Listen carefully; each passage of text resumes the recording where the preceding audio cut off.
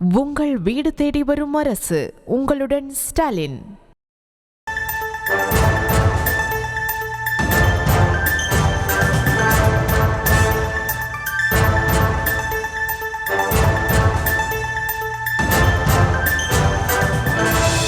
அண்மை செய்தியாக பார்த்து வருகிறோம். தருமபுரி மாவட்டம் அரூர் அருகே மர்மமான முறையில் கடந்த 10ஆம் தேதி கொலை செய்யப்பட்ட மூதாட்டி மரணத்தில் திடீர் திருப்பம் ஏற்பட்டிருக்கிறது.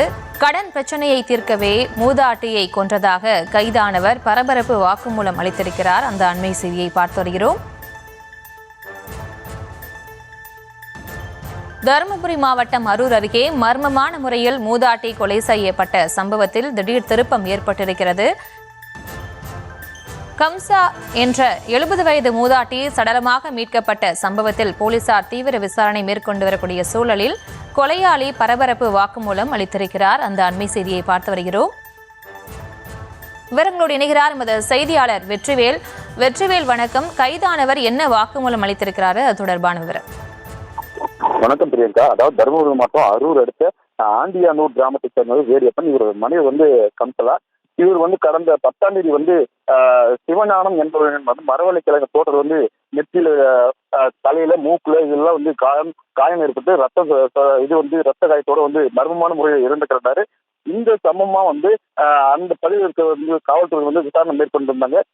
அது மட்டும் இல்லாம தனிப்படை அமைச்சு தேடி வந்தாங்க. அதனால அந்த அந்த விசாரணை கம்சலாவை கொலை செஞ்சது அதே பகுதியை சேர்ந்த மூக்கன் என்பவர் மகன் முத்து என்பது தெரிய வந்திருக்கு. இதை தொடர்ந்து அவர் அங்கிருந்து அந்த மூதாட்டியில் இருக்கக்கூடிய காது, கழுத்தில் இருக்கக்கூடிய செயின், தாலி, அந்த இதெல்லாம் திருடிட்டு அங்க கடத்தூர்ல அழகு வச்சு வித்துட்டு அந்த பணத்தை எடுத்துட்டு ஆந்திரா மாநிலம் குண்டூருக்கு தப்பிச்சு போறாரு. இந்த அடிப்படையில் காவல்துறை தனிப்படை விசாரணை பண்ண அந்த செல்போன் டவரை வச்சு விசாரணை பண்ணிருக்காங்க. அந்த முத்து தைனூர் காவல்துறை கைது பண்றாங்க. அவரு ஒரு முத்து விசாரணை செஞ்சதுல அந்த கம்சலா கிட்ட 50,000 கடன் வாங்கியிருக்காங்க. அது மட்டும் இல்லாம அதே கிராமத்துல பல பேருக்கு கடன் வாங்கினா கடன் தொல்லை தாங்க முடியாதான் இந்த மூதாட்டியை கொலை பண்ணியிருக்காங்க. அது மட்டும் இந்த விசாரணை கம்சலா கொலை செஞ்சது நான் தான் அப்படி ஒப்புக்கிட்டு முத்து காவல்துறை கைது பண்ணியிருக்காங்க. அது மட்டும் இல்லாம அவர் மேலும் ஒரு சில வழக்குகள் பதிவாயிருக்கிறதா காவல்துறை பட்டாளர்கள் தெரிவிக்கிறாங்க. பிரியங்கா,